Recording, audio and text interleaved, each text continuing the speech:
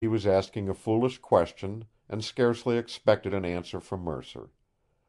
He was astonished when the other said, "I heard Dr. Cardigan ask her if we might expect her to honor us with another visit, and she told him it would be impossible, because she was leaving on a downriver scow tonight.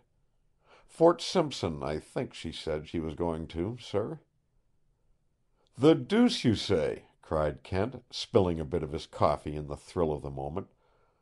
"Why, that's where Staff Sergeant O'Connor is bound for." "So I heard Dr. Cardigan tell her. But she didn't reply to that. She just went. If you don't mind a little joke in your present condition, sir, I might say that Dr. Cardigan was considerably flayed up over her. A deuced pretty girl, sir, deuced pretty. And I think he was shot through." "Now, you're human, Mercer. She was pretty, wasn't she?" Yes, stunningly so, Mr. Kent," agreed Mercer, reddening suddenly to the roots of his pasty blonde hair. "I don't mind confessing that in this unusual place her appearance was quite upsetting." "I agree with you, friend Mercer," nodded Kent. "She upset me. And, see here, old man, will you do a dying man the biggest favor he ever asked in his life?" "I should be most happy, sir, most happy." "It's this," said Kent. "I want to know if that girl actually leaves on the downriver scow tonight. If I'm alive tomorrow morning, will you tell me?" "I shall do my best, sir." "Good. It's simply the silly whim of a dying man, Mercer. But I want to be humored in it. And I'm sensitive, like yourself. I don't want Cardigan to know. There's an old Indian named Mooie, who lives in a shack just beyond the sawmill.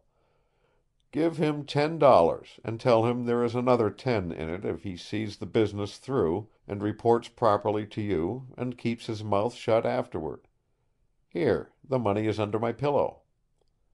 Kent pulled out a wallet and put $50 in Mercer's hands. "Buy cigars with the rest of it, old man. It's of no more use to me. And this little trick you are going to pull off is worth it. It's my last fling on earth, you might say." "Thank you, sir. It is very kind of you." Mercer belonged to a class of wandering Englishmen typical of the Canadian West, the sort that sometimes make real Canadians wonder why a big and glorious country like their own should cling to the mother country. Ingratiating and obsequiously polite at all times, he gave one the impression of having had splendid training as a servant, yet had this intimation been made to him, he would have become highly indignant. Kent had learned their ways pretty well. He had met them in all sorts of places, for one of their inexplicable characteristics was the recklessness and apparent lack of judgment with which they located themselves. Mercer, for instance, should have held a petty clerical job of some kind in a city, and here he was, acting as nurse in the heart of a wilderness. After Mercer had gone with the breakfast things and the money, Kent recalled a number of his species. And he knew that under their veneer of apparent servility was a thing of courage and daring which needed only the right kind of incentive to rouse it. And when roused, it was peculiarly efficient in a secretive, artful dodger sort of way. It would not stand up before a gun, but it would creep under the mouths of guns on a black night. And Kent was positive his $50 would bring him results, if he lived.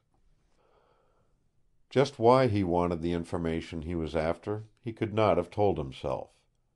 It was a pet aphorism between O'Connor and him that they had often traveled to success on the backs of their hunches. And his proposition to Mercer was made on the spur of one of those moments when the spirit of a hunch possessed him.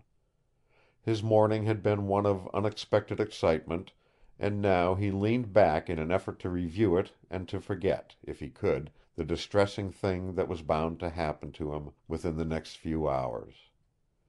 But he could not get away from the thickening in his chest. It seemed growing on him. Now and then he was compelled to make quite an effort to get sufficient air into his lungs. He found himself wondering if there was a possibility that the girl might return. For a long time he lay thinking about her, and it struck him as incongruous and in bad taste that fate should have left this adventure for his last. If he had met her 6 months ago, or even 3, it was probable that she would so have changed the events of life for him that he would not have got the half-breed's bullet in his chest. He confessed the thing unblushingly. The wilderness had taken the place of woman for him. It had claimed him, body and soul. He had desired nothing beyond its wild freedom and its never-ending game of chance.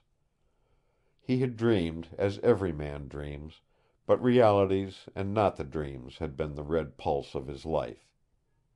And yet, if this girl had come sooner— He revisioned for himself over and over again her hair and eyes, the slimness of her as she had stood at the window, the freedom and strength of that slender body, the poise of her exquisite head, and he felt again the thrill of her hand and the still more wonderful thrill of her lips as she had pressed them warmly upon his.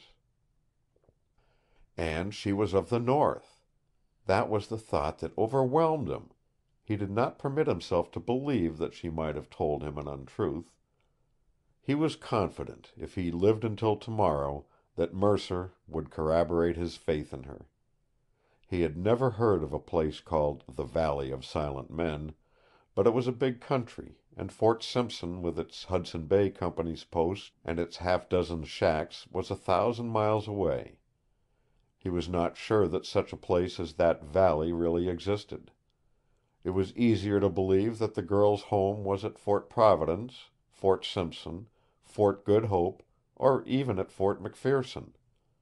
It was not difficult for him to picture her as the daughter of one of the factor lords of the north. Yet this, upon closer consideration, he gave up as unreasonable.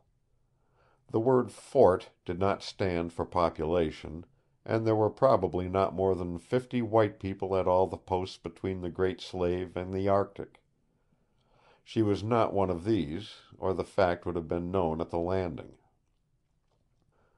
Neither could she be a riverman's daughter, for it was inconceivable that either a riverman or a trapper would have sent this girl down into civilization, where this girl had undoubtedly been. It was that point chiefly which puzzled Kent. She was not only beautiful. She had been tutored in schools that were not taught by wilderness missioners.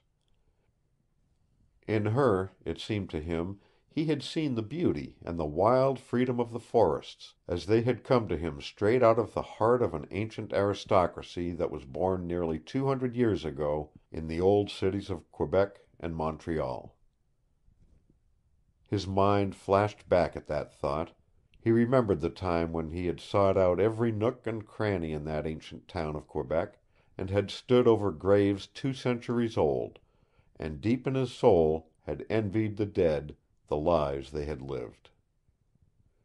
He had always thought of Quebec as a rare old bit of time-yellowed lace among cities, the heart of the New World as it had once been, still beating, still whispering of its one-time power, still living in the memory of its mellowed romance, its almost forgotten tragedies, a ghost that lived, that still beat back defiantly the destroying modernism that would desecrate its sacred things.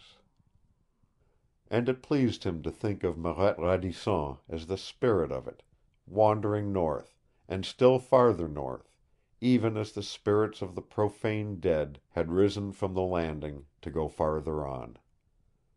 And feeling that the way had at last been made easy for him, Kent smiled out into the glorious day and whispered softly, as if she were standing there, listening to him, "If I had lived, I would have called you my Quebec. It's pretty, that name. It stands for a lot. And so do you." And out on the hill, as Kent whispered those words, stood Father Layonne, with a face that was whiter than the mere presence of death had ever made it before. At his side stood Cardigan, aged 10 years since he had placed his